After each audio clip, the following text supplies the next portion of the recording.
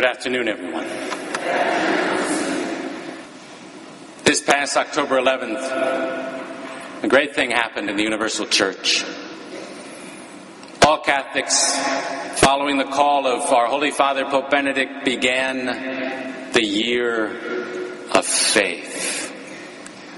And our Holy Father has invited you and me to, as he says, rediscover the joy of believing and the enthusiasm for communicating the faith, the year of faith. Now, in our gospel, I think our Lord provides us with a very important quality of the virtue of faith. And he makes it clear to his disciples and to us that faith is not about power, but about passion. Now, what do I mean by that? Well, if you remember what happens here in the gospel, James and John come to Jesus and they say to him, "Give us what we want." Now, you parents are just as smart as Jesus. You notice that Jesus didn't say, "Okay, I'll give you what you want. Now, what do you want?" You don't do that, do you? You say to the child, "What is it that you want?" Right? So when James and John come to our Lord and say, "Give us what we want," he says, "Well, what is it that you want?" And he says, "We want the positions of power in the kingdom. We want to be at your right and your left when you come into your kingdom." Jesus then immediately teaches them this important lesson that faith is not about power, it's about passion. And he says to them, "Are you ready to drink the cup that I am going to drink? Are you ready to be baptized, that is, baptized into the suffering, my passion? Are you willing to see that faith is more about passion than about power?" And then at the end of the gospel, our Lord tells them that in order to be great in the kingdom, you have to be servant. Because the Son of Man came not to be served, but to serve, and to give his life as a ransom for the many. Faith is not about power. It is about passion, a passion that comes from the suffering of love and the willingness to serve, including, as it was in our Lord's own life, including to the point of giving one's very life. That's an important quality in faith, isn't it? Now, as Catholics in our world today, our faith is constantly being tested.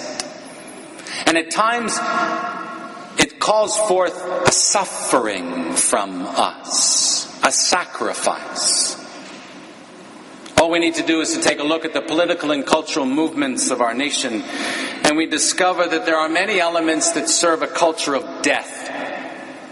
Abortion is primary among them, where we have on the books of our land the possibility, the law that allows for the killing of innocent unborn life. We also have in our nation forces that wish to distort the meaning and beauty of human sexuality and marriage. And in particular, we have seen such a strong movement to redefine marriage and to label those who stand up for what the Lord himself spoke about marriage and how he created marriage to be between one man and a woman. And those who stand up in faith against this, they are labeled as discriminatory. There are others who wish to impose upon believers elements of a healthcare policy that we would find morally objectionable. As men and women of faith, and as we move toward an election, which is not that far off, we have to stand up and realize that our faith at times is going to mean a passion, a sharing in the baptism, if you will, of our Lord, in his cup of suffering. Faith put into action is much more about passion than about power. And so, I end with an invitation to all of us to step forward in the coming weeks and vote. I'm not going to tell you for whom to vote and what party, but to vote and vote as a Catholic, as a man or woman of faith, without apologies. Sometimes we have to suffer, yes, for our beliefs, for daring to believe in the public square.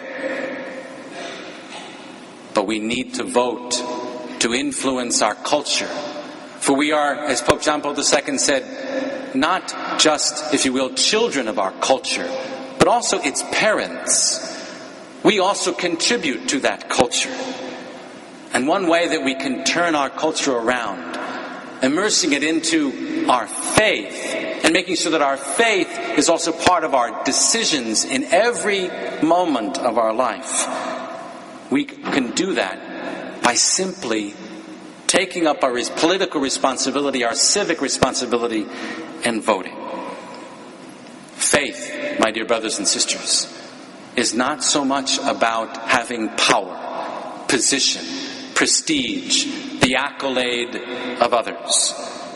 It is more about passion, a passion born of love, a passion that is willing to suffer if need be. By being men and women of faith in the public square, we serve the rest of humanity, and we certainly serve our God. In this way, during this year of faith, we will rediscover the joy of believing and the enthusiasm for communicating the faith.